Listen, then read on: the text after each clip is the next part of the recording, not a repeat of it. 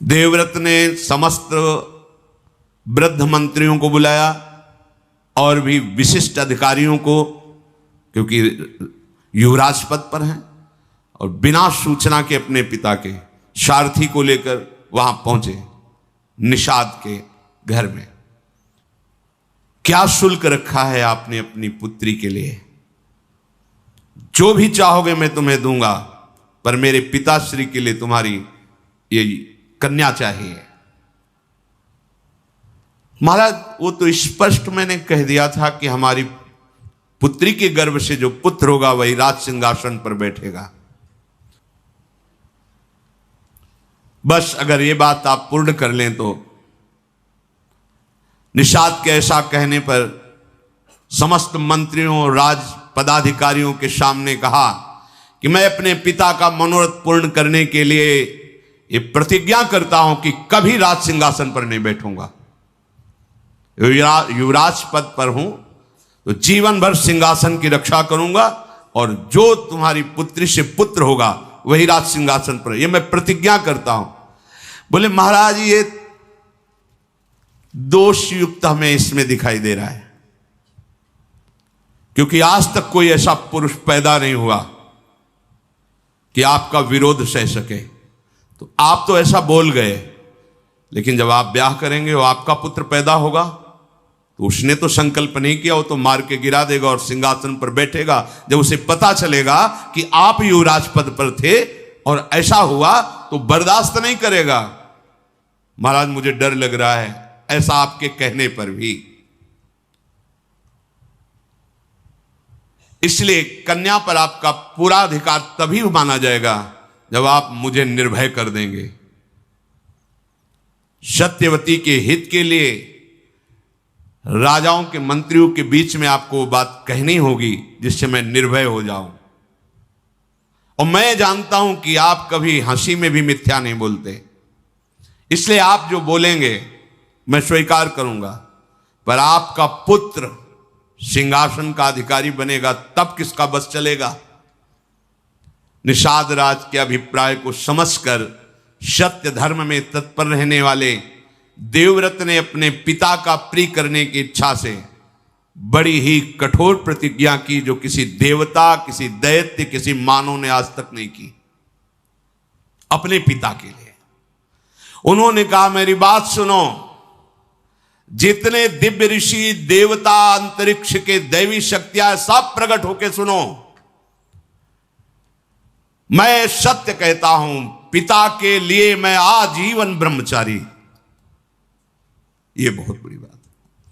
पिता के लिए मैं आजीवन ब्रह्मचारी रहूंगा, कभी किसी स्त्री को स्वीकार ही नहीं करूंगा, ना राज सिंहासन में बैठूंगा, ना कभी ब्याह करूंगा, ना कभी ब्रह्मचर्य तोड़ूंगा।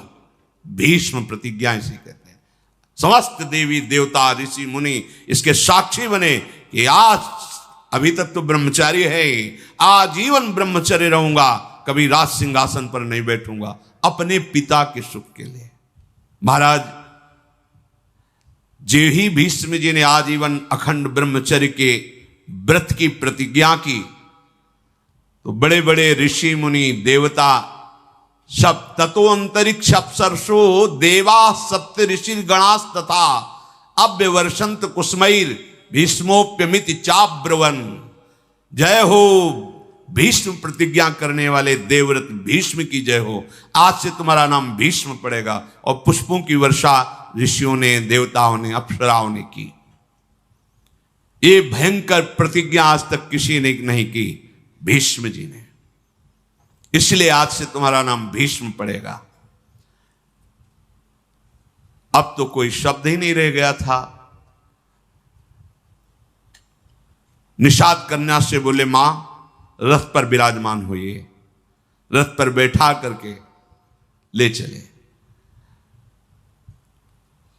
उन सत्यवती जी को जब महाराज शांतन के समीप लाए तो जैसे मछली को जल में छोड़ दे तो नवीन प्राण आ जाते हैं, ऐसे देखकर।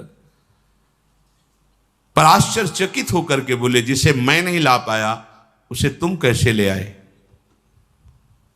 राजमंत्रियों ने बताया, महाराज ऐसी इन्होंने प्रतिज्ञा कर ली आंखों में अश्रु आ गए शांतनु जी के, मेरे लिए इतना बड़ा त्याग, जाओ मैं आशीर्वाद देता हूं, मृत्यु तुम्हारे वश में होगी, जो त्रिभुवन को वश में रखती है मृत्यु, वो तुम्हारे वश में होगी, जब चाहोगे तब शरीर छोड़ोगे, नहीं चाहोगे तो तुम्हारे शरीर को मृत्यु स्पर्श ही नहीं कर सकती। मृत्यु विजयी स्वच्छंद मृत्यु का वरदान दिया। नते मृत्यु प्रभाविता यावत जीवित मिच्छसी त्वत्तो हनुज्ञाम संप्राप्य मृत्यु प्रभाविता नग। हे पुत्र, जब तक तुम नहीं चाहोगे तब तक तुम्हारे शरीर को मृत्यु छू ही नहीं सकती। मृत्यु विजयी होने का वरदान महाराज शांतनु ने दिया। सत्यवती जी महातपस्वी चेदिराज वसु की पुत्री हैं। पालन निषाद राज ने किया। शांतनु ने ज्योतिषाचार्यों से जान करके कि ये विशुद्ध वसु की कन्या है, शास्त्रीय विधि से विवाह किया, महल में विराजमान हुए। कुछ काल के पश्चात सत्यवती जी के गर्भ से शांतनु का बुद्धिमान पुत्र चित्रांगद प्रकट हुआ, जिसका नाम चित्रांगद रखा गया। बड़ा ही पराक्रमी, श्रेष्ठ पुरुषों में सम्माननीय। शांतनु ने फिर दूसरा पुत्र प्रकट किया, जिसका नाम विचित्रवीर्य हुआ। चित्रांगद और विचित्रवीर्य और भीष्म जी, गंगा से भीष्म जी और सत्यवती से चित्रांगद और विचित्रवीर्य महाराज शांतनु के प्रकट हुए।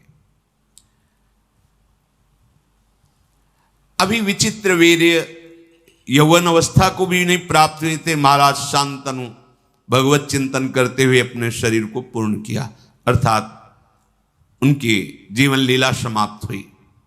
शांतनु के शरीर छोड़ने के बाद सारा का सारा भार भीष्म जी के ऊपर, क्योंकि अभी बालक ही थे। सत्यवती जी से सम्मति लेकर शत्रुओं का दमन करने वाले भीष्म जी ने चित्रांगद को राज्य पर बिठाया, राज सिंहासन पर चित्रांगद नवीन अवस्था थी, इसलिए वह अभिमान को शासन में नहीं कर पाए, क्योंकि ऋषि कुल में तो रहे नहीं, राजमहल में रहे तो इतना अभिमान बढ़ गया था कि जो भी सामने बात करता हस्तिनापुर के और संरक्षक भीष्म जी, वो सबका अपमान करके व्यवहार करते। और भीष्म जितने महान होते हुए बस इतना ही कह देते थे कि नहीं, वत्स सम्मान पूर्वक व्यवहार करना चाहिए, क्योंकि राजा पद पे हैं तो डांट नहीं सकते, पहले जाके सर झुकाना होगा। कोई भी मनुष्य हो, देवता हो, असुर हो, सबका आक्षेप करना, सबको अपमानित करना, चित्रांगद ने अपना ऐसा स्वभाव। तो एक गंधर्वराज का नाम था चित्रांगद, गंधर्वों का राजा था। वो एक बार सभा में आया, कहा राजकुमार मेरे जैसा कोई नाम धारण करे तो उसको मेरे से युद्ध करना होगा, मेरे पर विजयी हो तभी वो चित्रांगद नाम धारण कर सकता है, अन्यथा नहीं। मेरा नाम चित्रांगद है, मैं गंधर्वराज हूं, तुम्हें युद्ध के लिए ललकारता हूं। और धर्म ये कहता है जिसके लिए युद्ध ललकार हो वही लड़ेगा, ऐसा नहीं कि भीष्म जी लड़ लें।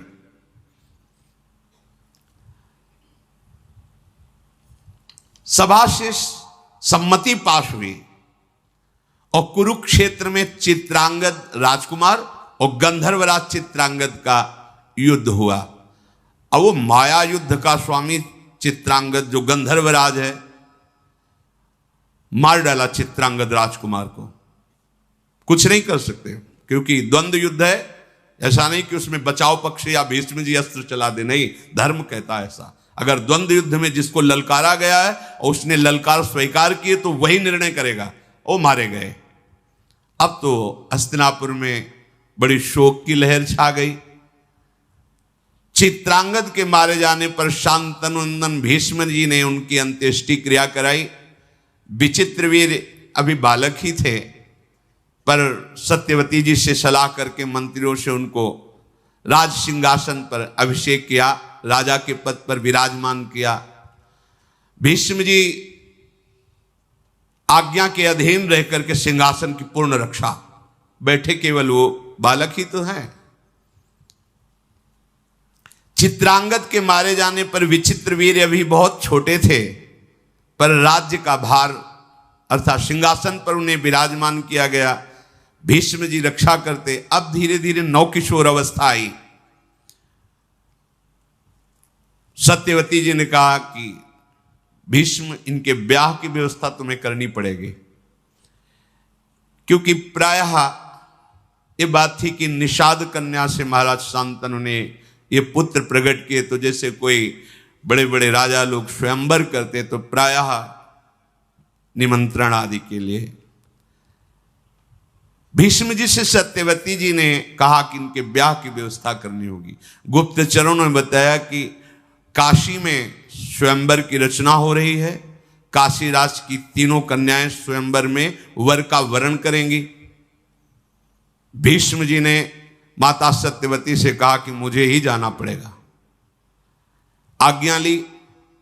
महारथियों में श्रेष्ठ शत्रु विजयी भीष्म अकेले सारथी को लेकर के वाराणसी पहुंचे और स्वयंवर सभा में जब प्रवेश किया तो बहुत से राजा बैठे हुए थे। सब देख के तालियां बजा के हंस दिए, वाह बाल ब्रह्मचारी। अब ब्याह का मन हुआ है, क्योंकि स्वयंवर में तो वही आएगा जिसका ब्याह का। अरे भाई, हम तो बड़ा सम्मान करते थे कि शांतनु नंदन भीष्म की अमोघ प्रतिज्ञा है, और ये क्या हुआ?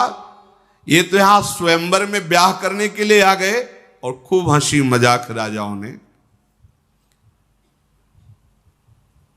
जब ऐसी हंसी उड़ाने लगे तो भीष्म जी बड़े धर्मात्मा थे। कहा कि तुम लोगों की निर्लज्जता से हमें कोई फर्क नहीं पड़ता है, तुम व्यर्थ में उपहास मत करो। मैं हस्तिनापुर सिंहासन की तरफ से आया हूं। महाराज विचित्रवीर के लिए इन कन्याओं को स्वयंवर से अपहरण करके ले जाऊंगा। तुम में जिसकी सामर्थ्य हो, तो मैं हस्तिनापुर की तरफ से हूं। मैं अपने लिए स्वयंवर में नहीं आया, मैं हस्तिनापुर सिंहासन की तरफ से आया हूं। सिंहासन में विराजमान महाराज विचित्रवीर के लिए इन कन्याओं को मैं बलपूर्वक अपहरण करके ले जाऊंगा। तुम में जिसकी सामर्थ्य हो, मुझसे युद्ध करे। मैं धर्म के अनुसार हर कार्य करता हूं। सभा में भीष्म जी ने कहा, कई प्रकार के विवाह होते हैं जिनको मुझे पता है। मैंने धर्मशास्त्रों का गुरुजनों से स्वाध्याय किया है। कन्या को यथाशक्ति वस्त्राभूषणों से विभूषित करके गुणवान वर को बुलाकर उसे कुछ धन देकर उसके साथ ब्याह करना, ब्राह्मणों की उपस्थिति में, उसे ब्राह्म विवाह कहते हैं। और धन नियत करके कन्यादान करना, धन ले करके कन्यादान करना, उसे आसुर विवाह कहते हैं। बलपूर्वक कन्या का अपहरण करना, उसे राक्षसी विवाह कहते हैं। और वर और कन्या की ही परस्पर केवल अनुमति से विवाह होना गांधर्व विवाह कहलाता है। अचेत अवस्था में पड़ी हुई कन्या को उठा ले जाना और विवाह कर लेना, उसे पिशाच विवाह कहते हैं। कुछ लोग वर और कन्या को एकत्र करके स्वयं उनसे प्रतिज्ञा कराते हैं कि हम दोनों गारस्थ धर्म का पालन करेंगे। फिर कन्या का पिता दोनों की पूजा करके अलंकार युक्त कन्या का वर के लिए दान करता है। ये प्राजापत्य विवाह कहलाता है। कुछ लोग आर्ष विधि करके ऋत्वज को कन्या देते हैं। इस प्रकार विवाहित होने वाले दैव विवाह की रीति से वो पत्नी प्राप्त, इसे दैव विवाह कहते हैं। ये 8 प्रकार के विवाह का वर्णन मैंने किया। मुझे धर्म का ज्ञान है। क्षत्रिय स्वयंवर की प्रशंसा करते हैं और स्वयंवर में बलवान राजा जबरदस्ती उन राजकुमारियों का अपहरण करके ले जाए, ऐसी विधान है। इसलिए धर्म के अनुसार मैं इन कन्याओं का अपहरण करता हूं अपने महाराज विचित्रवीर के लिए। ऐसा नहीं कि धर्म के विरुद्ध आचरण का। भूमि पालो, तुम लोगों की भुजाओं में यदि बल हो तो मुझे पराजित करो और इन कन्याओं को छीन लो। केवल हंसी मजाक करने से बात नहीं होती। मैं युद्ध के लिए संपूर्ण राजाओं को एक साथ निमंत्रण देता हूं कि इन 3 कुमारियों को बैठा लिया, अब जिसकी भुजाओं में बल हो, मैं अकेले हूं, छुड़ा लो। भीष्म जी की बात सुनकर जितने वहां कन्या को प्राप्त करने के लिए राजा राजकुमार आए थे, सब ने अपने अपने कवच बांधने शुरू किए, भुजाओं में ताल ठोक करके भीष्म जी से लड़ने के लिए चले। जल्दीबाजी में कोई इधर कवच बांध रहा है, कोई उधर कवच बांध रहा है, मानो आकाश मंडल से तारे टूट पड़ रहे हो, ऐसे राजा चमकते हुए मुकुट, धनुष बाण भीष्म जी को घेर लिया। क्रोध में भर करके, भवें टेढ़ी करके चारों तरफ से ऐसे बाण वर्षा करने लगे जैसे वर्षा में पानी की बूंदें गिरते हैं। भीष्म जी ने दिव्यास्त्र के द्वारा सब बाणों को भस्म कर दिया। रोंगटे खड़े हो गए राजाओं के, एक साथ इतने राजाओं का आक्रमण। संपूर्ण शस्त्रधारियों में श्रेष्ठ भरत कुल भूषण भीष्म जी ने क्षण भर में समस्त योद्धाओं को पराजित कर दिया। कन्याओं को साथ लेकर राजधानी हस्तिनापुर की तरफ प्रस्थान किया। पीछे से आवाज आई, भीष्म रुको। तो मुड़ करके देखा तो महारथी शाल्व पीछे से ललकार रहा था। शाल्व का शारीरिक बल असीम था। बलवानों में महाबलवान साल्वराज उन 3 कन्याओं में से बड़ी कन्या जो अंबा थी, उससे पहले से इनकी मित्रता थी और यह निश्चय हुआ था कि स्वयंवर में वरण इन्हीं का होगा। भीष्म जी को कुछ पता नहीं था, उन्होंने तो अपहरण कर लिया। शत्रु सेना का संहार करने वाले भीष्म जी ने ललकार सुनी, रथ मोड़ दिया। बड़ा भयंकर युद्ध हुआ शाल्व का और भीष्म जी का। महारथी भीष्म जी ने क्षत्रिय धर्म का आश्रय लेकर शाल्व से युद्ध प्रारंभ किया। शाल्व ने भीष्म जी के ऊपर बड़े अस्त्रों का संधान किया, पर आश्चर्यचकित कर देने वाली बात, एक भी अस्त्र भीष्म जी का स्पर्श नहीं कर पा रहा, पहले ही भीष्म जी उसको नष्ट कर देते। युद्ध में ऐसी फुर्ती कहीं देखी नहीं गई जैसी भीष्म जी के अंदर। शांतनु नंदन भीष्म जी ने शाल्व से कहा, आप खड़ा रहे। तो उसके सारथी को मारा, उसके घोड़े को मारा, और जैसे पक्षीराज गरुण सर्प को दबोच लेते हैं, ऐसे शाल्व को बड़ा पराक्रमी शाल्व। भीष्म जी ने उसे घुटने के बल करके कहा, जा तेरे प्राण छोड़ता हूं, आवाज मत कर, वापस चला जा। इंदास्त्र के द्वारा उसको मूर्छित करके सावधान करके, जा प्राणदान करता हूं, तुझे मारूंगा नहीं। शाल्व निराश होकर के चला गया। शत्रु नगर पर विजय पाने वाले भीष्म जी महाराज उन कन्याओं को लेकर के हस्तिनापुर में प्रवेश किया। काशीराज की कन्याओं को जैसे अपनी छोटी बहन को लेकर जाया जाता, ऐसे भीष्म जी लेकर गए। विचित्रवीर्य अभी पूर्ण यौवन अवस्था को भी प्राप्त नहीं हुए थे। भीष्म जी के पराक्रम द्वारा हर कर लाई हुई सर्व सद्गुण संपन्न कन्याओं को लाकर सत्यवती जी से कहा, स्वयंवर से जीत कर लाए और विचित्र वीर के साथ इनका पाणी ग्रहण करो। जब विचित्र वीर के साथ विवाह की तैयारी होने लगी तो अंबा ने कहा कि महाराज भीष्म से कि मैंने तो समझा था तुम महावीर अपहरण अपने लिए कर रहे हो, मैं इनके लिए नहीं हूं। तुम अपहरण करके लाए हो, तुम स्वीकार कर सकते हो, अन्यथा मैं तुमसे प्रार्थना करती हूं कि शाल्व नरेश से मेरा मन राजी था और स्वयंवर में मैं उसी का वरण करती। आपने गलत कर दिया। यदि आप वरण करो तो आप हरण करके लाओ, आपका अधिकार है। अगर आप वरण नहीं करते तो मैं फिर स्वेच्छा से इसको स्वीकार नहीं करूंगी। मैंने साल्वराज का वरण किया था। धर्मज्ञ भीष्म जी ने ये बात जब सुनी तो भीष्म जी ने कहा, मुझे पता नहीं था। ब्राह्मण मंडली बुलाई, सुंदर रथ पे बैठाला और कहा, इनको सम्मान के साथ सालों के पास ले जाओ। स्वयं धर्म के ज्ञाता थे, अब जो शेष दो कन्याएं बची, अंबिका और अंबालिका, भीष्म जी ने शास्त्रोक्त विधि के अनुसार विचित्र वीर के साथ पाणी ग्रहण, वो बहुत प्रसन्न हुई।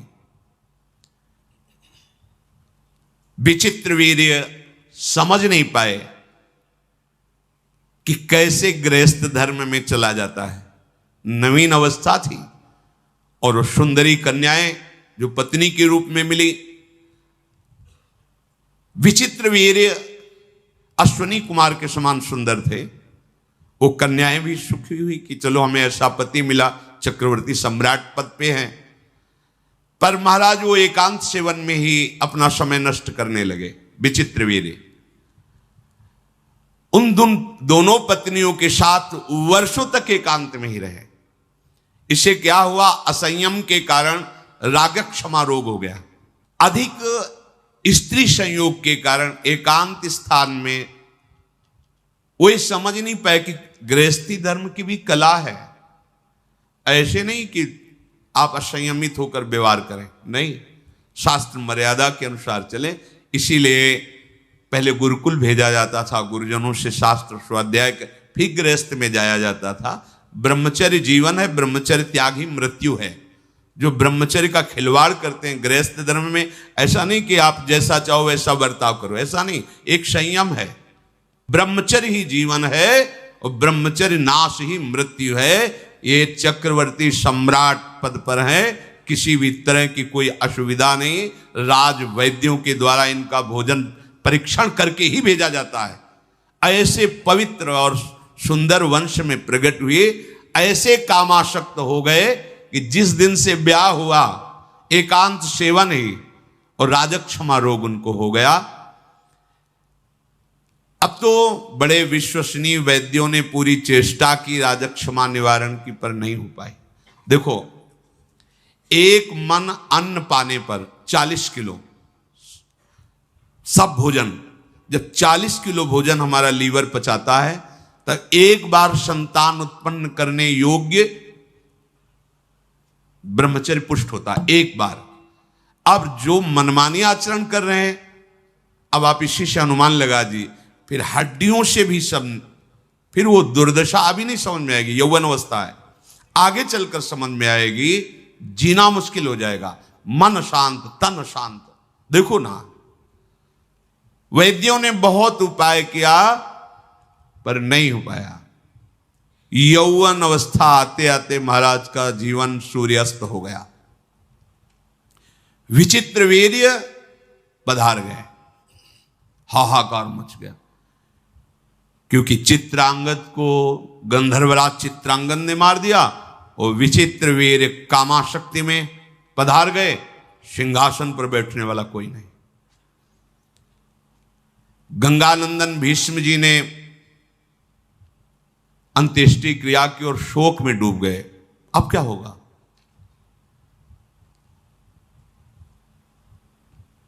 सत्यवती जी भीष्म जी से कहा, बेटा जो मैं बात कहने जा रही हूं हो सकता है तुम्हें पसंद ना हो, पर मेरी आज्ञा, धैर्यपूर्वक सुनना।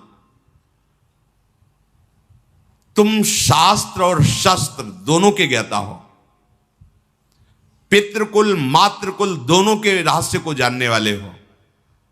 तुम गंगा नंदन हो अर्थात पवित्र हो। बेटा तुम्हारी एक एक वृत्ति धर्म में स्थित है। पर अब मैं बात जो बार बार लड़खड़ा रही है कहने से, जो मैं बात कहने जा रही हूं वो धैर्यपूर्वक सुनना। सिंहासन खाली है। विस्तृत और संक्षेप दोनों से धर्म का रास्ते तुम जानते हो। श्रुति और वेदों को तुम जानते हो। तुम्हारी धर्मनिष्ठा, सदाचार, संयम और तुम्हारी बुद्धि शुक्राचार्य और बृहस्पति जैसी है। इसलिए धर्मात्माओं में श्रेष्ठ भीष्म, तुम्हें मैं जिस कार्य में लगाना चाहती हूं, कहने में संकोच हो रहा है, पर मैं आशा करती हूं मेरी आज्ञा का पालन करोगे।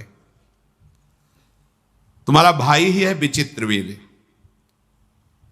छोटी अवस्था में शरीर छूट गया, कोई पुत्र नहीं हुआ, ये दोनों सुंदरी राजकुमारियां जो विचित्रवीर की पत्नी बनी, अभी युवावस्था को है।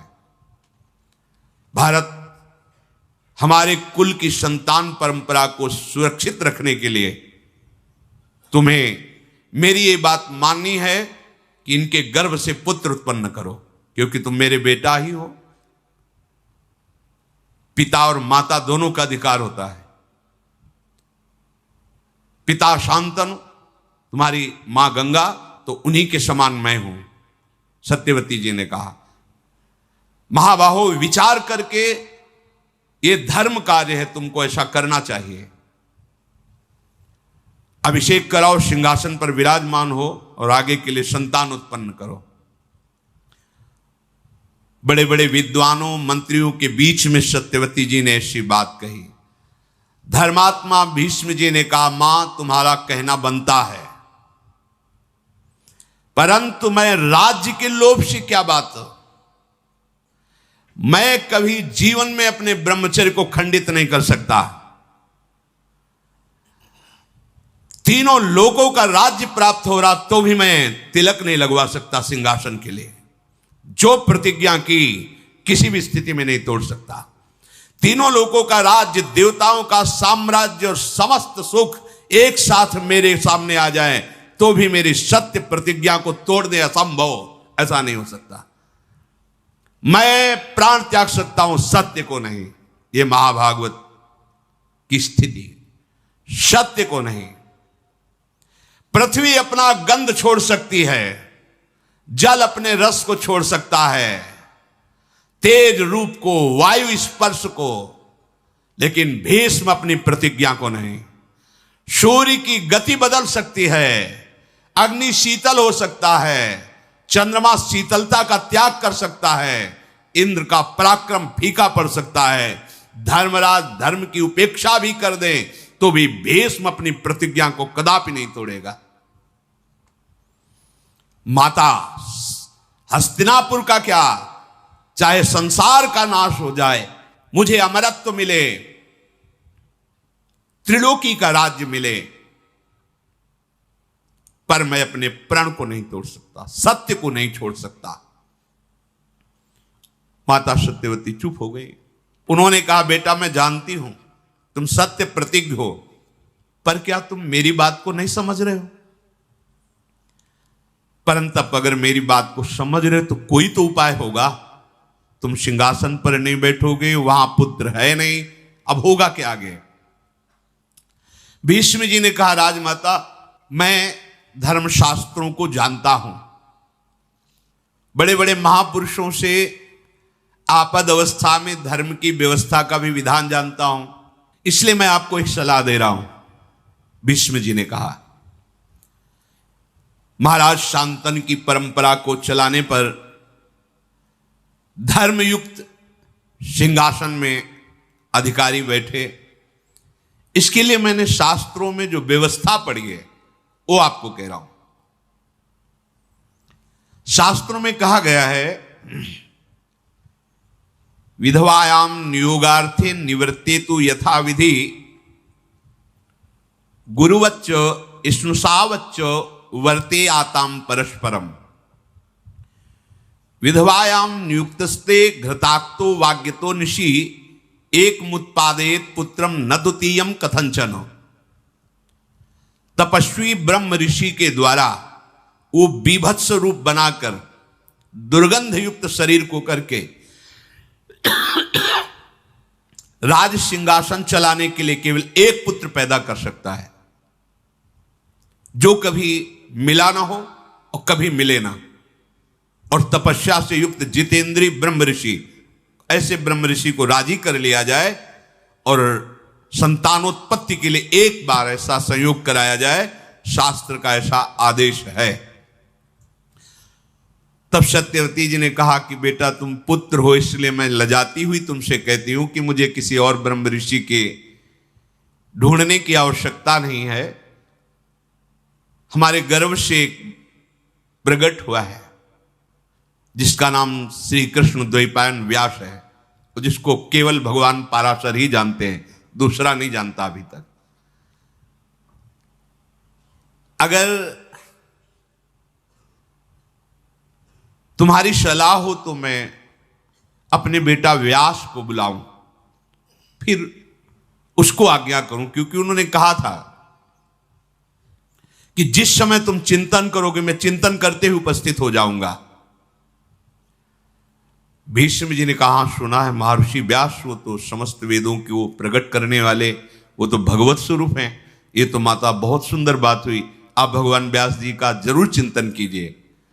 मुनिवर श्री कृष्ण द्वैपायन व्यास का चिंतन किया। जे ही चिंतन किया तो वेदों के श्लोकों की गूंज करते हुए भगवान व्यासदेव जी वहीं प्रकट हो गए। भगवान के अवतार हैं, श्याम शरीर विशाल नेत्र। कहां से आए किधर से आए कुछ पता नहीं, वहीं प्रकट हो गए। जी सत्यवती ने देखा, दौड़ करके हृदय से लगा लिया, पुत्र है। और वात्सल्य भाव से भर करके अपने वक्षा स्थल से लगाकर दुग्ध से अभिषेक किया। सत्यवती जी की आंखों से आंसू बह रहे थे। भगवान महर्षि व्यास जी अपने कमंडल के पवित्र जल से माता के चरणों का अभिषेक करके साष्टांग प्रणाम किया।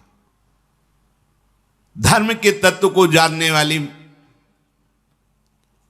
अय मां जरूर कोई इच्छा है आपकी, तभी आपने स्मरण किया है, आज्ञा कीजिए। त्रिभुवन में कोई ऐसा कार्य नहीं जो आपकी आज्ञा से पूर्ण ना हो सके।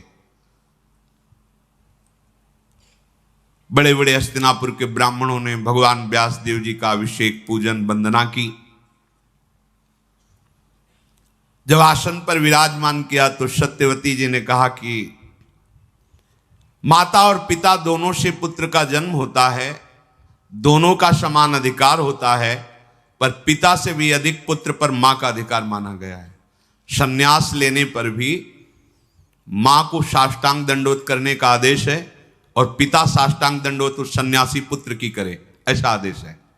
पर वो सन्यासी पुत्र भी अपनी मां को साष्टांग, पिता से भी अधिक मां का अधिकार है। पता नहीं किस विधान से भगवान प्रसन्न होकर मेरे गर्भ से आप जैसा पुत्र प्रकट किया। जैसे पिता के नाते से भीष्म मेरा पुत्र है, ऐसे माता के नाते से तुम भी शांतनु पुत्र ही हो। पिता के नाते से भीष्म जी पुत्र हैं, मैं मां पद पे हूं पर मां तो गंगा जी हैं। ऐसे पिता के नाते से जैसे हो भीष्म जी, ऐसे मां के नाते से, पिता तो पाराशर जी पर मां तो मैं ही हूं, इसलिए मैं तुम्हारी मां हूं, तो तुम इस शांतनु वंश में भी अपना अधिकार रखते हो।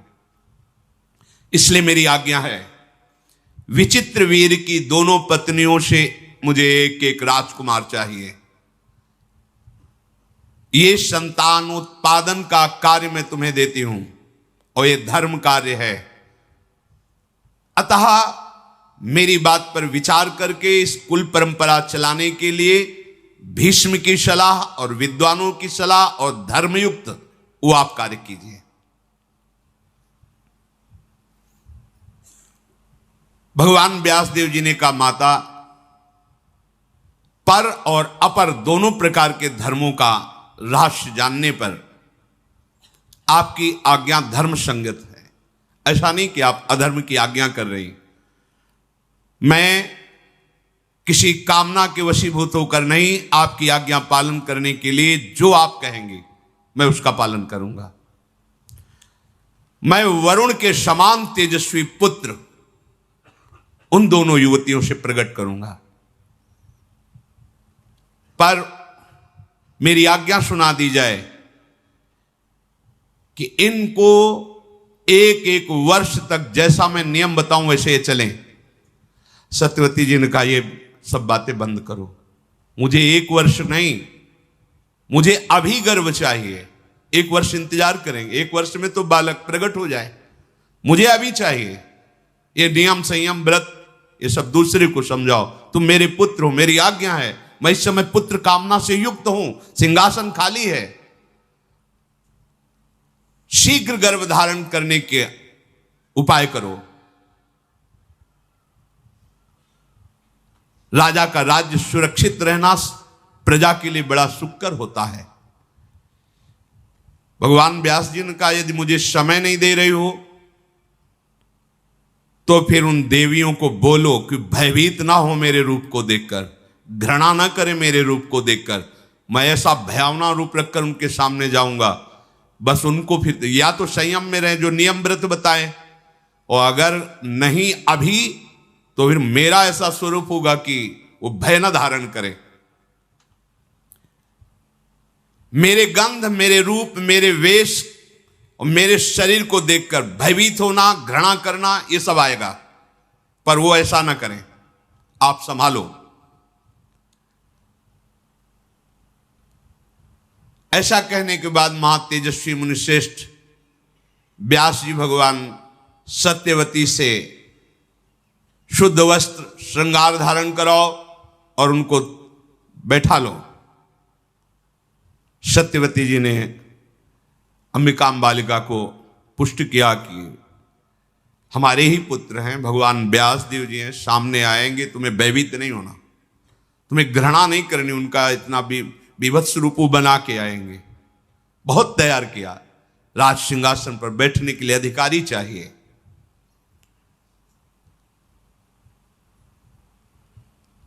तुम इस भरत वंश का उद्धार करने के लिए इतना मन में हिम्मत रखना कि भगवान व्यास जी के प्रति कोई घृणा भाव या भय भाव ना आने पावे। धर्म का आचरण करने वाली सत्यवती जी ने अपनी वधुओं को तैयार किया। भगवान व्यास देव जी पधारे, सत्यवती फिर गई और कहा सावधान, भयभीत मत होना, घृणा मत करना। भीष्म आदि बड़े बड़े सब महारथी पवित्र ब्राह्मण जन सब भगवत चिंतन कर रहे हैं कि भगवान राज सिंहासन के योग्य जो पुत्र चाहिए वो भगवान व्यास देव जी की कृपा से वो भयभीत ना हो जाए। सत्यवादी भगवद अवतार महर्षि व्यास जी अंबिका के महल में गए, शरीर से दुर्गंध फैला दी।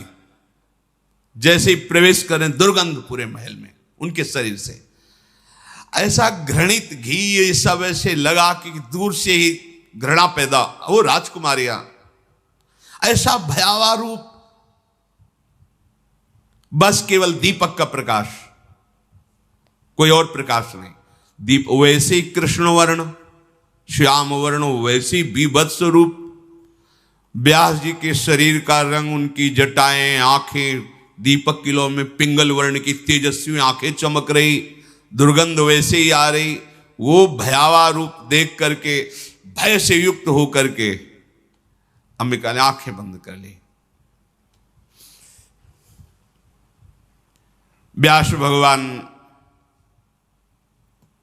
बाहर निकले। सत्यवती जी ने आकर पूछा, बेटा अंबिका को गर्भधारण होगा, उनके राजकुमार होगा?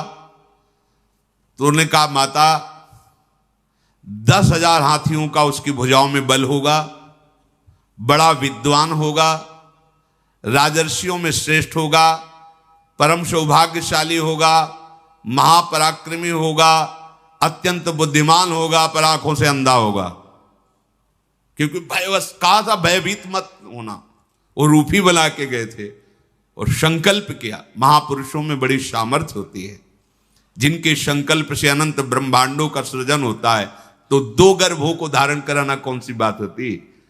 पर वो सामने जे गए, भयभीत होकर आंख मूंद ली तो बताया सब होगा पर अंधा होगा। व्यास जी की बात सुनकर माता ने कहा कि कुरुवंश का राजा अंधा, ये उचित नहीं है। नहीं नहीं, ऐसा नहीं। देखो, जब तुम हमारी कामना की पूर्ति के लिए ही आए हो तो तुम दूसरा पुत्र प्रकट करो जो राजा के योग्य होना चाहिए। भगवान व्यासदेव जी अंतर ध्यान हो गए। कुछ समय बाद पुत्र प्रकट हुआ जो आंखों से अंधा, शरीर से अष्टपुष्ट। सत्यवती जी ने भगवान व्यासदेव जी का चिंतन किया, कहा नहीं नहीं नहीं, बिल्कुल नहीं, हमें पुत्र चाहिए जो सिंहासन के योग्य हो। फिर व्यास जी को तैयार किया और दूसरी, क्योंकि शास्त्रीय विधान एक ही बार पुत्र प्रकट करने का, दूसरी पत्नी को जो विचित्र वीर की थी तैयार किया। महर्षि फिर उसी रूप में सामने गए, वो भयंकर नेत्र तेज पीली पड़ गई, पूरा शरीर एकदम भयवश एकदम पांडुवर्ण पीली, कांतिहीन पांडुवर्ण की हो गई, आंखें तो खुली रखा, भयभीत विषादग्रस्त।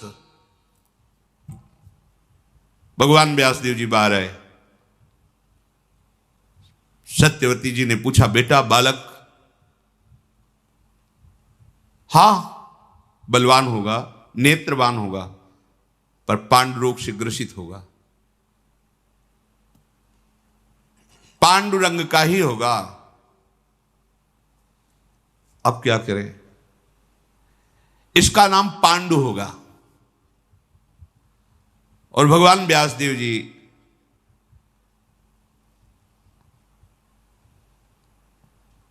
देखो, भगवान की लीला का स्वरूप पहले से संबोधन कर रहे थे, भय मत करना, घृणा मत करना, वैसा स्वरूप सत्यवती जी ने भगवान व्यासदेव जी से कहा, एक और पुत्र प्रकट कर दो। तो उनका मां धर्म के विरुद्ध नहीं, उनका बेटा, मां का आदेश सब धर्मों के ऊपर होता है।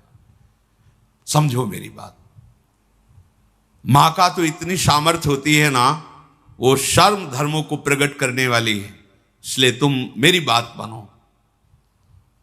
महर्षि ने कहा, यद्यपि एक ही पुत्र का शास्त्र आदेश करता है, दो पत्नियां थी, दोनों के पुत्र हो गए, पर आप अपने मातृ धर्म के बल पर हमें आदेश करती हैं, तो तथास्तु, हमने वचन दिया, जैसी आप आज्ञा करोगी वैसा हम पालन करें। बड़ा बल होता है माता की आज्ञा में।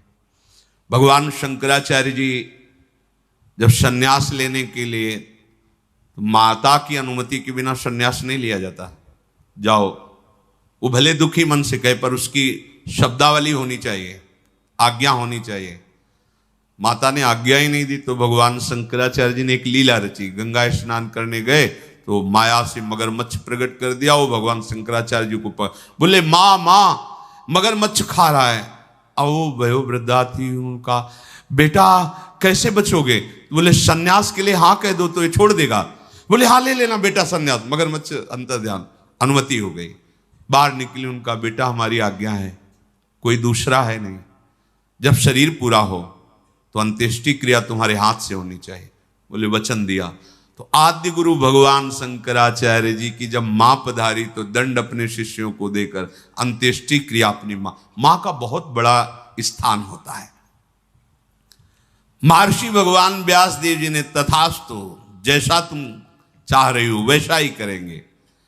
अंबालिका ने समय आने पर पांडुवर्ण के पुत्र को जन्म दिया, जो दिव्य कांति से उद्भासित हो रहा था। वही महाधनुर्धारी पांडव के पिता पांडु के रूप में, और वो जो नेत्रहीन प्रकट हुए, वो धृतराष्ट्र के रूप में। अब जब अंबिका को फिर कहा कि भगवान व्यासदेव जी पधारेंगे, पहले ही भयभीत होकर आंख बंद कर ली थी। अब महारानी के, राजमाता की आज्ञा तो मानना पड़ेगा। तो एक बहुत ही सुंदर दासी थी। वहां कौन देखने आता है कि राजकुमारी, मतलब विचित्रवीर की पत्नी बैठी या दासी बैठी?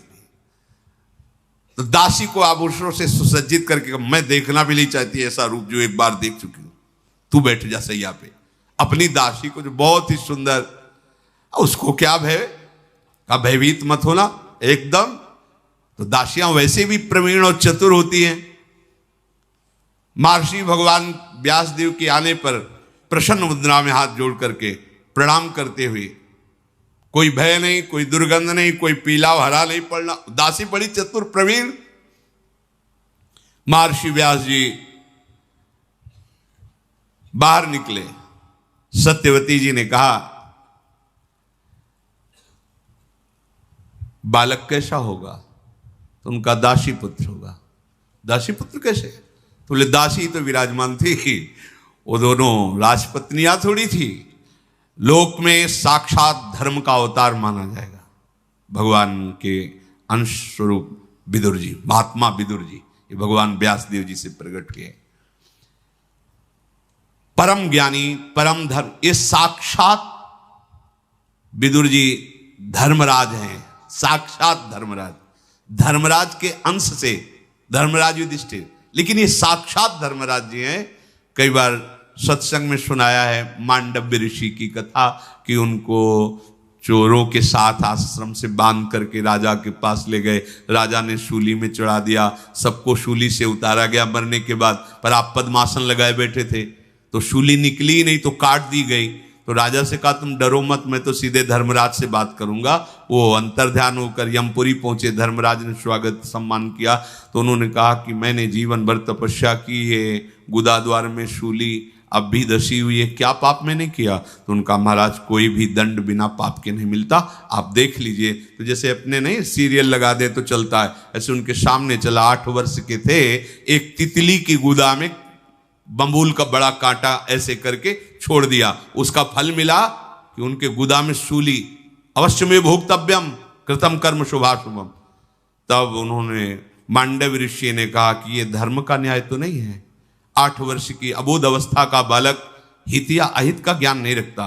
पहली बात मैं मर्यादा स्थापित करता हूं कि 14 वर्ष के पहले के किए हुए पापों का किसी भी बालक को कोई फल नहीं मिलेगा। मतलब 14 वर्ष के आगे के पापों की गणना होगी, पीछे की नहीं। ये महाराज मांडव्य। और तुम एक बार मृत्यु लोक में जाओ और स्वाद लो, कैसा होता है मृत्यु लोक। यहां बैठे बैठे हिसाब किताब करते हो। साक्षात मांडव्य ऋषि के शाप से धर्मराज विदुर जी के रूप में प्रकट हुए। शेष चर्चा इन महाभागवतों की आगे। मित्रों, आशा करता हूँ कि यह धार्मिक शिक्षाप्रद कथा आप लोगों को अवश्य पसंद आई होगी। अगर आप लोगों को यह कथा पसंद आई हो तो इस कथा को लाइक करें और अधिक से अधिक लोगों को शेयर भी करें, जिससे कि वे भी इस शिक्षाप्रद उत्तम कथा को सुनकर अपने जीवन को सुखी एवं सामर्थ्य बना सकें। मित्रों, अगर अभी तक आप लोगों ने हमारे चैनल को सब्सक्राइब नहीं किया है तो तुरंत सब्सक्राइब कर लें, जिससे कि नोटिफिकेशन के माध्यम से आप लोगों को हमारे नए नए वीडियोस, शिक्षाप्रद कथाएं तुरंत प्राप्त हो सके और आप उसको सुन करके अपने जीवन को सुखी बना सकें। तो कल फिर किसी नए धार्मिक कथा को लेकर के आप लोगों के समक्ष फिर से प्रस्तुत होंगे। तब तक के लिए राम राम।